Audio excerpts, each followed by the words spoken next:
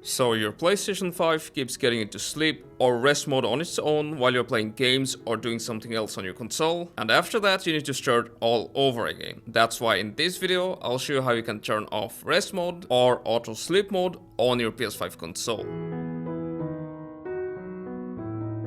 To switch off rest mode, we need to go to settings, and from there go down to system, then go down to power saving. Go right and select the first option. From here you can select when your PS5 enters rest mode, but if we expand it, you'll see that there's an option called don't put in rest mode. So we just need to select this one, and we'll do it also for while playing games. Select don't put in rest mode.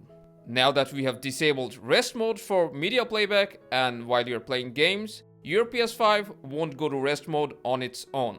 For those of you who are looking for a way to turn off your PlayStation console using the power button without going into rest mode, in that case, don't press the power button because it will take you to the rest mode. Instead, hold it until you hear the second beep. This will turn off your PlayStation completely. So that's how simple it is to turn off rest mode on your PS5. Hope you found this helpful, and I hope to see you soon.